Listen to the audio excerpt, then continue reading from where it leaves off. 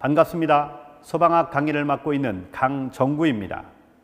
소방 공무원 시험을 처음 준비하는 수험생들을 위한 가이드라인을 설명하도록 하겠습니다. 콤팩트 소방 강정구, 소방 공무원 이것만은 알고 시작하자. 시작합니다. 목차는 채용 규모, 국가직 전환을 우선 설명할 겁니다. 실질 경쟁률을 설명해 줄 것이고요. 가산점이 왜 중요한지를 한 번 더 짚어줄 것입니다. 학습법과 회독법을 설명할 것입니다. 그리고 소방공무원의 사명감에 관해 한 번 더 짚어보겠습니다. 그러면 2019년 소방공무원 국가직 전환 예상입니다. 아직 국가직 전환되지 않았습니다. 국회의 동의가 남아있고요. 2022년까지 2만 명 충원을 해야 됩니다. 이렇게 2022년까지 2만 명을 충원한다는 얘기는 무엇을 의미합니까? 당연히 경쟁률이 많은 인원을 뽑기 때문에 경쟁률이 감소될 것이라는 걸 우리가 쉽게 알 수가 있죠. 자, 그러면 다른 직렬과의 경쟁률 비교를 한번 들여다보겠습니다. 국가직 일반 행정은 2018년 상반기 기준 경쟁률이 몇 대 몇입니까? 161.8대 1입니다. 어마어마하죠. 상상을 초월합니다. 기본 재수요, 삼수는 선택이라는 말이 나올 정도로 다수의 준비생들이 있습니다. 2018 경찰 공무원 경쟁률은 30.2대 1입니다. 일행직보다는 낮지만 여전히 상당한 경쟁률이죠. 그러면 여러분들이 준비하는 소방 공무원의 경쟁률을 보세요.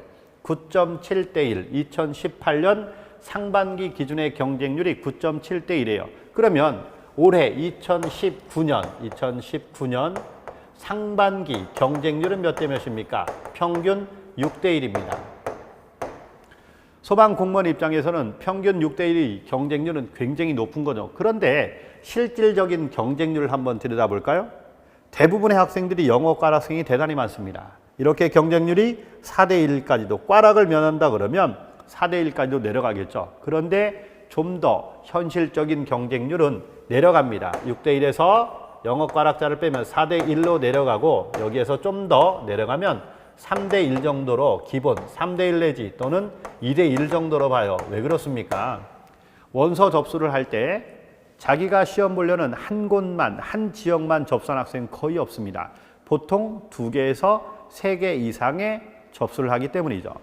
그러니 각 시험장에 도착해서 시험을 보려 응시생들을 보면 결시율이 대단히 높습니다. 지역마다 좀씩 차이가 있지만 그 결시율까지를 따져보면 기본 경쟁률을 3대 1에서 2대 1 정도로 보는 거죠. 일반적으로 말하는 겁니다. 지역마다 조금씩 차이가 있다는 걸 여러분들이 염두에 두고요. 자, 그러면 경쟁률도 상당히 낮다는 걸 알 수 있습니다. 우리 시험에 소방공무원 시험은 이렇게 나눠져 있죠.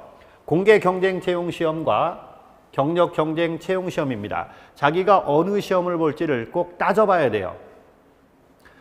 소방 관련 학과생들은 경력 경쟁 채용 시험인데 이 경력 경쟁 채용 시험을 준비한 학생들은 좀 주의를 해줘야 돼요.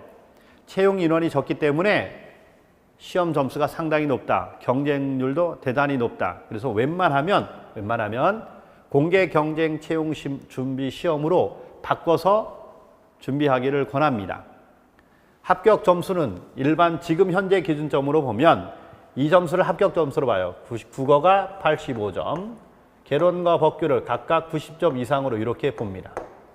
그리고 국어, 영어, 소방학개론 세 과목으로 구성된 구조 9급 경채가 현재 합격 확률이 가장 높습니다. 평균 70이면 무조건 합격으로 보여요. 평균 70이면 무조건 합격으로 봅니다. 과목 수 몇 개다? 3과목밖에 안 되죠. 그래서 구조 9급 경채가 가장 합격 확률이 높다. 그러면 소방 관련 학과가 아닌 공개 경쟁 채용 시험은 필수 과목이 3과목, 선택 과목은 이 6개 중에 2개를 선택해야 합니다. 가장 좋은 거는 소방학과 소방관계법규는 내용상 30~40%의 중복된 용어들이 들어가니 오히려 2개를 선택하는 게 유리하다고 볼 수가 있겠죠. 자, 그리고 자기가 어떤 시험을 볼지 먼저 선택을 해야 됩니다. 경력 경쟁 채용 시험을 볼지 공개 경쟁 채용 시험을 볼지 먼저 선택을 하시고, 그리고 가산점을 꼭 따져봐야 돼요. 합격한 여러분들의 선배들이 꼭 추천하는 게 있습니다. 반드시 가산점을 1점만으로도 챙겨라. 1점만이라도 챙겨라. 최종적으로는 그 가산점에 의해 당락이 결정될 정도로 대단히 중요하게 작용을 한다라고 합니다. 자, 이 가산점을 한번 들여다볼게요. 가산점은 두 가지로 나눴습니다. 면허증과 사무관리로 나눴습니다. 공개 경쟁 채용만 해당이 됩니다. 자, 한 번 더 들여다볼게요. 여기 가산점에서 이 퍼센트 비율은 무엇을 의미합니까? 평균을 얘기합니다. 가산점이 5%다. 평균 5점을 올려준다는 얘기예요. 각 과목별로 전부 다 5점을 올려주기 때문입니다. 그러면 자격증에 1%, 3%, 5%가 있는데 이 중에 무조건 높은 퍼센트 하나를 적용을 시켜줄 거고, 사무관리에서는 컴활 1급과 컴활 2급으로 나누어집니다. 두 개 중에 높은 거 하나를 적용할 겁니다. 자격증과 사무관리를 모두 있으면 합쳐서 5%가 넘어가면 무조건 5%만 적용한다. 평균 5점만 적용된다는 걸 꼭 잊지 말고요. 자, 그러면 가산점은 기본적으로 어떻게 준비를 하는 거냐? 일단 과목별로 한번 들여다 보겠습니다. 과목별로 들여다보면, 자, 이렇게 국어, 영어, 한국사가 평상시에 수능이라든지 이런 걸 시험을 봤을 때 중상위권의 점수를 유지한 학생들은 무조건 이 공통 과목 중심으로 봐야 돼요. 이 사람들은 컴활 1급을 준비하도록 권장을 합니다. 1급을 준비해라. 컴퓨터 활용 능력 1급을 준비해서 이게 대략 3개월 정도의 기간이 걸린다라고 그래요. 몇 개월 정도 걸린다? 3개월 정도의 기간이 걸리기 때문에 공통 과목이 자신 있는 학생들은 무조건 컴활 1급을 준비하라고 합니다. 그 대신 컴활 1급이 아닌 2급을 준비하는 학생들은 어떤 학생들이냐? 영어가 가장 점수가 낮다. 영어는 현재 꽈락이다라고 얘기하는 사람들은 이게 1년 동안 꾸준히 공부해야 겨우 50점에서 60점 정도의 점수를 유지합니다. 그러니까 영어 점수가 낮은 사람은, 영어가 가장 자신이 없는 사람은 1급을 도전하기에는 시간적으로 너무 부족합니다. 그러니까 영어가 부족한 학생들은 기본적으로 컴활 무엇을 준비해라? 2급을 준비하라고 주문합니다. 개론과 법규는 가장 짧은 시간 동안에 완성할 수 있기 때문에 큰 의미를 두지 않아도 됩니다. 공통 과목에 의해서 사무관리를 선택을 할 수 있어요. 컴활 1급을 준비하느냐, 2급을 준비하느냐입니다. 자, 그러면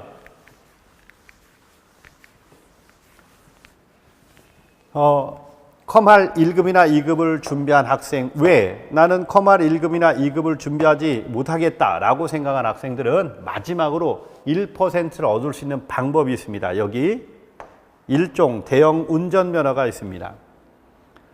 일종 보통 운전면허가 있는 학생이 1년 뒤에 일종 대형 면허를 시험을 볼 수가 있는데, 여학생들이 학원에 등록하고 5일 정도면 일종 대형 운전면허를 딴다라고 해요. 그러니 남학생이든 여학생이든 일주일이면 분명히 일종 대형 면허를 딸 수 있다. 그래서 최저 일종 대형 면허 하나는 반드시 따둬라 라는 게 여러분들 선배들이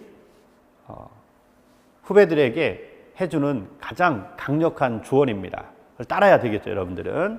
자, 그리고 한 번 더요. 공통 과목이 자신이 있는 사람들은 어떻게 해라? 컴활 1급 도전해라. 그리고 영어가 너무 약해서 한국사도 처음 한다라고 하는 학생은 컴활 2급을 꼭 준비하기 바랍니다. 컴활 1급은 3개월이 걸린다라고 하고요. 컴활 2급은 1개월은 필요하다고 하니 충분히 도전해 볼 만한 가치가 있다라고 보여집니다. 자, 이렇게 해서 자기 상태에 따라 사무관리와 가산점을 챙기기 바랍니다. 자, 그 다음 공부 시간을 들여다보겠습니다. 공부 시간을 보면 이렇게 표로 이제 나열을 해놨는데, 이거보다 좀 더 근본적인 부분을 체크를 해 보려고 합니다. 우리 소방 공무원 시험에서 가장 중요한 거는 현재 실력이 아닙니다. 현재 실력이 있든 없든 처음 출발할 때는 점수차가 분명히 벌어지는데, 최종적으로 하면 점수차가 거의 같게 나온다고요. 열심히 노력한 사람들은. 이건 여러분들 합격한 선배들의 공통된 얘기입니다. 처음에는 격차가 벌어지만 시간이 지나면 거의 격차 없이 실력이 같게 비슷하게 나온다고 그래요. 무엇에 의해 결정되느냐? 가장 중요한 거는 매일 꾸준히 공부만 하면 누구나 다 합격할 수 있다는 게 소방공무원 시험입니다. 근데 실질적으로는 그 사실을 아는 사람이 많지가 않아요. 그래서 여러분들에게 기본적인 가이드라인을 제시해 주겠습니다. 공부는 이렇게 해라. 첫 번째, 공부 시간입니다. 공부 시간은 자, 이제 가장 기본이 이거겠죠. 인강을 들어야 되겠죠. 인강을 듣고 열심히 기본 개념을 잡아줘야 됩니다. 자, 인강을 듣고 나면 무엇을 해야 한다? 복습을 해야 된다. 복습이 없다 그러면 인강만은 절대 실력이 쌓이지 않아요. 복습을 하고 철저하게 반복을 할 겁니다. 이걸 공부 시간이라고 표현해요. 이 공부 시간은 몇 시까지 해야 된다? 저녁 10시까지를 반드시 지키세요. PM 10시까지를 반드시 지키세요. 그리고 10시 이후에는 또 하나 규칙이 운동을 해라. 복습이 끝나고 나면 반드시 운동을 해야 됩니다. 운동은 몇 시간이다? 1시간 이상을 반드시 해라. 1시간 이상을 이렇게 반드시 해야 됩니다. 근력도 필요하고 지구력도 필요하기 때문에 여러 개를 세트로 1시간 이상, 가장 좋은 건 체육관에서 하는 거고, 체육관이 없다 그러면 운동장에서라도 반드시 해야 됩니다. 1시간 이상을 해라. 그리고 운동이 끝나고 나면 이제 휴식을 취해야 되겠죠. 그런데 여기 보게 되면 10시까지 공부를 하고 1시간 이상을 운동을 하게 되면 12시가 될 겁니다. 기본적으로 12시. 자, 이제 숙면에 취할 겁니다. 숙면을 취하는 시간은 몇 시간이 가장 좋냐? 6시간에서 7시간이 가장 좋다라고 해요. 6시간에서 7시간이 가장 좋다라고 합니다. 자, 12시에 숙면을 취했다. 충분히 자도 7시면 일어나야 될 거예요. 그리고 아침밥 먹고 8시부터 9시까지는 1시간 동안에 영어 단어를 외우거나 아니면 예습을 하거나 그 시간이 나올 겁니다. 그러니까 6시간에서 7시간의 충분한 숙면을 취할 수 있고, 그리고 8시부터 9시까지는 힘들지만 아침 공부를 해라. 이렇게. 아침 공부는 무조건 8시부터 AM 8시부터 몇 시까지요? 9시까지는 무조건 아침 공부를 해라. 자, 이렇게 이 규칙을 따르고, 그러면 이 공부는 어느 요일에 해야 되느냐? 월요일부터 무슨 요일까지요? 토요일까지 해야 된다는 게 힘듭니다. 월요일부터 토요일까지다. 그리고 일요일 날은 철저하게 휴식을 가지세요. 휴식이다. 늦게까지 잠을 자야 되겠죠. 충분히 잠을 자고, 이 잠을 자는 동안에 피로가 가장 많이 풀린다라고 그래요. 휴식을 취하고 숙면을 충분히 취합니다. 그리고 마음껏 드세요. 그 하루 동안 먹는다고 살이 찌는 건 아닙니다. 흡수된 양은 정해져 있으니까 마음껏 쉬고, 그리고 식사도 마음껏 섭취를 하세요. 그리고 지켜야 될 게 2시간에서 3시간 정도의 가벼운 공부를 꼭 해야 됩니다. 2시간에서 3시간 정도의 가벼운 공부를 해라. 여기서 이 가벼운 공부라고 하는 건 뭘 얘기할까요? 영어 단어입니다. 가벼운 공부를 해라. 영어 단어를 외운다든지, 영어 단어라든지, 또 국어에서 이 사자성어가 있잖아요. 사자성어 같은 거 있죠? 이런 게 가장 좋다라고 보여집니다. 굳이 공부를 하는 이유는 이 정도라도 하지 않고 월요일 날 공부를 하면 월요병에 걸려요. 공부하기가 힘들어지는 거죠. 이렇게 가볍게 운동해 줌으로 인해서 월요일을 산뜻하게 시작할 수가 있습니다. 자, 이렇게 하는 건 어렵지가 않아요. 한 달 정도 한다 어렵지 않습니다. 중요한 건 시험 보는 그날까지, 합격하는 그날까지, 1차 시험이 끝나는 그날까지 꾸준히 해야 된다는 거죠. 그래서 소방공무원 시험에서 가장 중요히 여기는 거는 머리 능력이 아닙니다. 무엇이다? 이거죠. 매일, 그리고 꾸준히 공부를 하는 것. 어떻게? 이 규칙에 의해서 매일 꾸준히 공부를 하면 어느 누구나 현재의 실력에 상관없이 모두 합격할 수 있다는 겁니다. 이 규칙을 머릿속에 꼭 넣어두세요.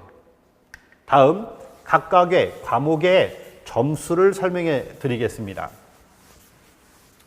각각의 과목의 점수를 보게 되면 현재 합격 점수를 들여다볼 때 이렇게 들어가요.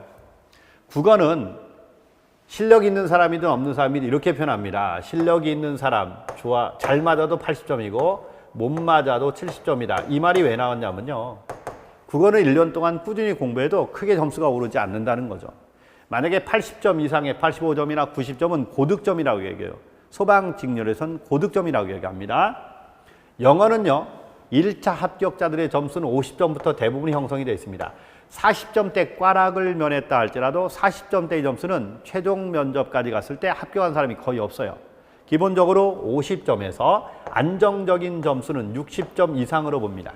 그렇지만 1차 합격부터 형성되는 걸 이제 50점에서 60점으로 보는 거죠. 영어는 50에서 60점. 그리고 한국사와 같은 경우는 1년 동안을 꾸준히 공부를 하면, 처음 하는 학생도 1년 동안을 꾸준히 공부를 하면 점수가 이 점수가 나온답니다. 80에서 90점 정도는 무난히 나온다라고 그래요. 그러니까 공부는 굉장히 1년이라는 기간 동안 투자를 해야 되는 과목이지만 점수가 무난히 잘 나오는 과목으로 분류를 합니다.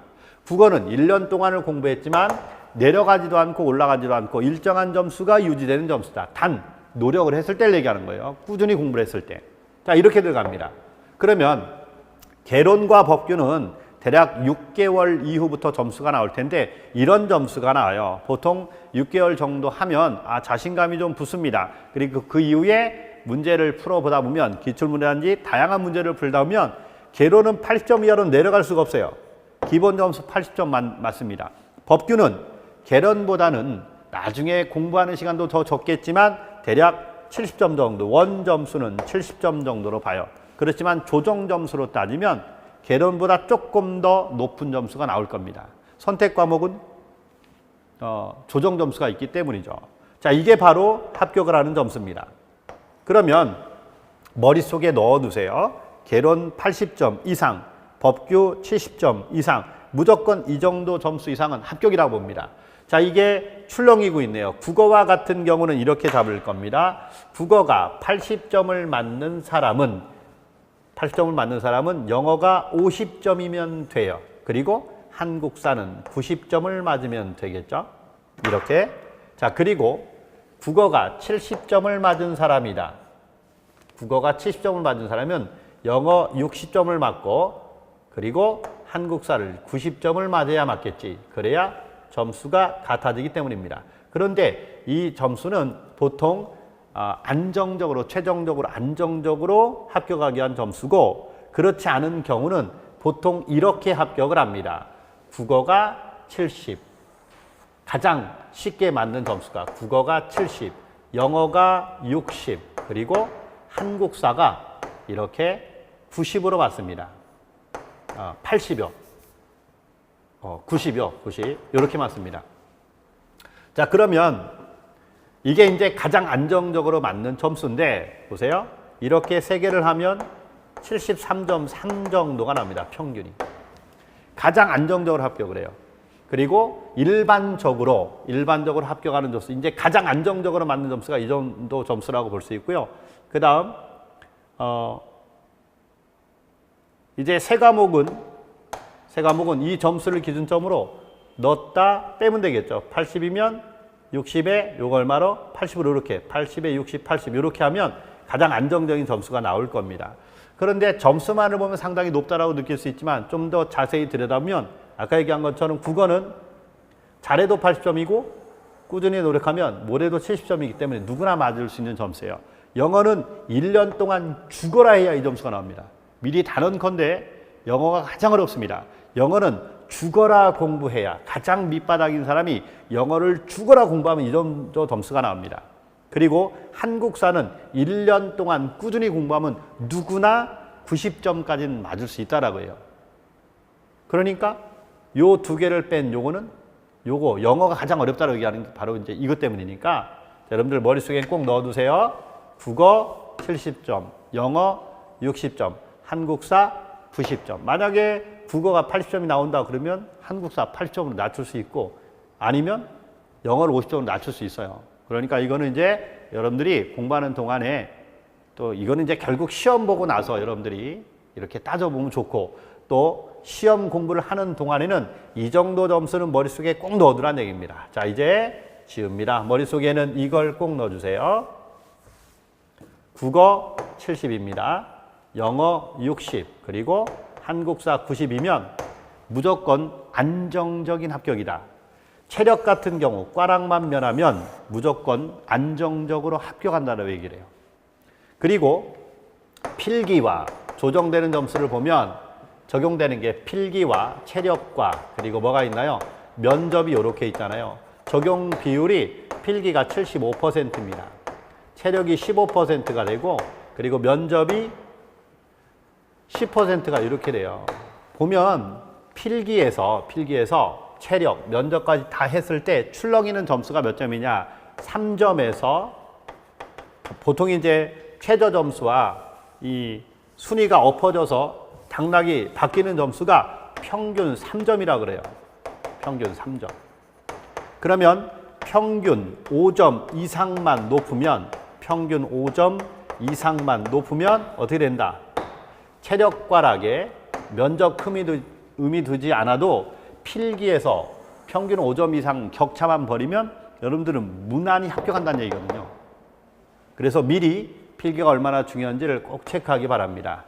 자, 이 정도 점수가 되면 가산점이 아직 플러스가 안 된 점수이기 때문에 충분히 합격생들보다 5점 이상의 점수를 벌이게 됩니다. 그래서 꼭 명심하기 바랍니다. 여러분들 머릿속에는 점수를 꼭 기억해 두세요. 국어 70입니다. 영어 60, 한국사 90, 개론은 80, 서방 관계 법규 70점이라는 점수를 머릿속에 꼭 넣어 두세요. 자, 이렇게 해서 소방공무원 시험에 필요한 부분, 처음 소방공무원 시험 준비하는 학생들에게 필요한 부분은 설명을 다 해준 것 같습니다. 한 번 더 소방공무원 시험에서 가장 중요한 것은 무엇이다? 꾸준히 계획대로 공부하는 것이라는 것만 머릿속에 꼭 넣어두세요. 그리고 1년 동안만 지키면 됩니다. 그러면 여러분들의 인생은 1년 뒤부터는 새롭게 시작이 될 겁니다. 원하는 것을 얻고 난 이후에 다시 한 번 더 여러분들의 인생을 설계할 수 있으니 1년만 꾸준히 투자하기 바랍니다. 자, 이것으로 설명을 마치도록 하겠습니다. 감사합니다.